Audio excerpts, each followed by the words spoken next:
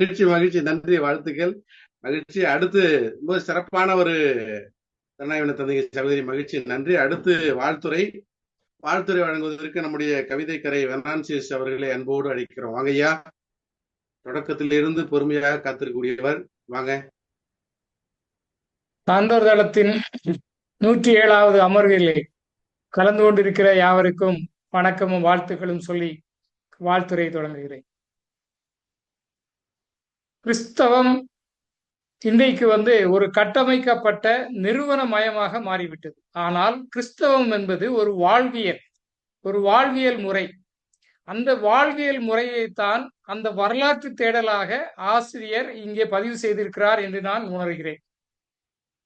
எப்படி இந்து மதத்திலே நாட்டார் வழிபாடு, சிறு தெய்வ வழிபாடுகளை பார்க்கும் பொழுது, அந்த சிறு தெய்வ வழிபாட்டு முறையை பார்க்கும் பொழுது அங்கங்கே உள்ள கிராமங்களில் இனக்குழுக்களில் உள்ள பண்பாட்டு நாகரிகங்களை நாம் அறிய முடியும். அதே போல ஆசிரியர் இந்த நூலாய்வின் மூலமாக ஒவ்வொரு ஆலயங்களையும் ஒவ்வொரு சபைகளையும் ஆராயும் பொழுது அந்த இனக்குழுக்களின் பழக்க வழக்கங்கள், பண்பாடுகள் எப்படி தாக்கத்தை உண்டாக்கி இருக்கிறது கிறிஸ்தவத்தில் என்பதை அவர்கள் குறிப்பிட்டிருக்கிறார்கள். உண்மையாகவே வாழ்த்துக்கள்.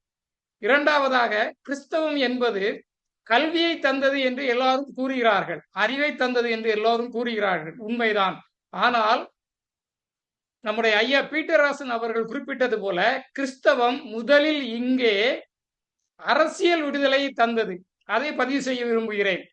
ஆங்கிலேயர்கள் வருகைக்கு முன்னாக போர்ச்சுகீசியர்கள் இங்கே வந்த சமயத்தில் கிறிஸ்தவம் எப்படி வந்தது என்றால், வணிக யுத்தங்களில் தோற்றவர்கள், வணிக யுத்தங்களில் தன்னை நிலைநிறுத்திக் கொள்ள முயன்ற மீனவ இன மக்கள், அதாவது இங்கே ஆசிரியர் நகரை முத்து வணிகத்தில் நடந்த பிரச்சனைகளில் இவர்கள் தங்களை காத்துக் கொள்வதற்காக போர்ச்சுகீசியர்களின் உதவி நாடிய போது அந்த ஊர் தலைவர்கள் சொல்லுவாங்க, கடலோர கிராமங்களிலே பரதவ இனக்குழுக்களிலே பாண்டியபதியின் அரச வழித்தோன்றல்களாக பட்டங்கட்டிகள் இருந்தார்கள். அந்த பட்டங்கட்டிகளை அழைத்து கொச்சியில் வைத்து அவர்களுக்கு, நீங்கள் கிறிஸ்தவர்களாக மாறினால் உங்களுக்கு துணை நிற்போம், எங்களுடைய ஆயுதம் தாங்கிய போர் வீரர்கள் துணை நிற்பார்கள் என்ற உத்தரவின்படி, ஒரு உடன்படிக்கையின்படி இவர்கள் கிறிஸ்தவர்களாக மாறினார்கள். இதுதான் கிறிஸ்தவத்திற்கு வந்த உண்மை. இவர்கள் கிறிஸ்துவை அறிந்தோ கிறிஸ்துவ மதத்திற்கு வர வேண்டுமோ என்று வரவில்லை. ஆதி கிறிஸ்தவர்கள், பழங்குடிகள் இப்படி தங்களுடைய அரசியல் வாணிபத்தை நிலைநிறுத்துவதற்காக இவர்கள் கிறிஸ்தவர்களாக வந்தார்கள். இந்த செய்திகள் எல்லாம் எங்கே இருக்கிறது என்றால் கொச்சியில் இருக்கிறது. அன்றைக்கு கோட்டாறு மறை மாவட்டம் இங்கே கிடையாது.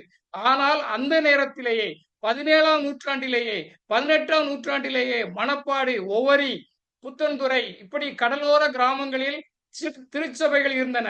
இவைகளுடைய நடவடிக்கைகள் அனைத்தும் கொச்சியில் இருந்து கட்டுப்படுத்தப்பட்டதாக இருக்கிறது. ஆக கிறிஸ்தவம் முதலில் இவர்களுக்கு கொடுத்தது அரசியல் விடுதலை.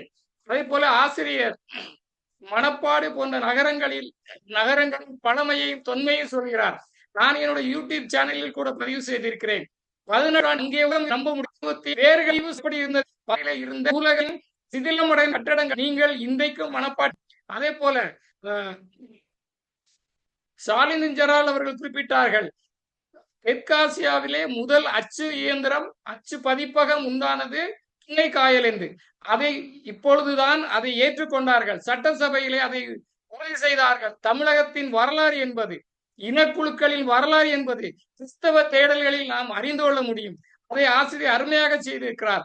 அவருக்கு உழைப்பை பாராட்ட வேண்டும். ஏனென்றால் 1-2 கிராமங்களை பற்றி எனக்கு தெரியும். ஆனால் இத்தனை கிராமங்களில் இத்தனை நடவடிக்கைகளை அவர், இத்தனை பண்பாட்டு வழக்கங்களை அவர் கொடுத்திருக்கிறதை நினைக்கும் போது உண்மையாகவே அவர்களுக்கு வாழ்த்துக்கள். இவர்கள் கிறிஸ்தவத்திற்கு மாறினார்கள். ஆனால் இவர்கள் கிறிஸ்தவத்திற்கு மாறினாலும் தங்களுடைய பண்பாடுகளை, தன்னுடைய பழக்க வழக்கங்களை சேர்த்து கொண்டார்கள். அதனால்தான் இந்த கிறிஸ்தவம் மேலை நாட்டு கிறிஸ்தவத்தில் இருந்து வேறுபட்டு நிற்கிறது. தேர் இழுத்தல், ஆலயம் கட்டுதல், இது போன்ற காரியங்களில் இவர்கள் அதிகமாக செலவிடுகிறார்கள். ஆசிரியர் பொதுவாக இந்த திருச்சபையை பற்றி எழுதும் போது 2 விதமான நூல்களை நான் பார்க்க முடியும். ஒன்று இந்த கிறிஸ்தவத்திற்கு ஆதரவாக எழுதுவார்கள், இல்லை என்றால் கிறிஸ்தவத்தை எதிர்த்து எழுதுவார்கள். நடுநிலையோடு நின்று வரலாற்றை வரலாறாக பதிவு செய்திருக்கிறார் ஆசிரியர்.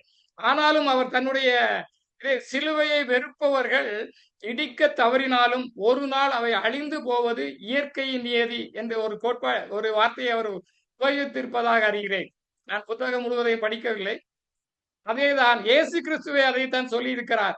ஒரு நாள் வரும், அன்றைக்கு ஒரு கல்லின் மேல் ஒரு கல் இல்லாதபடி இந்த ஆலயங்கள் அனைத்தும் இடிக்கப்படும் என்றார். ஏனென்றால் கிறிஸ்து சொன்னது இந்த ஆலயங்களை கட்டியெடுப்பவர் சொல்லவில்லை, அதை மறைமுகமாகவே ஆசிரியர் சொல்லியிருக்கிறாரோ என்று தோன்றுகிறது. இரண்டாவது இன்னொரு விஷயத்தையும் சொல்லிவிடுகிறேன். கிறிஸ்தவன் இவர் யார்?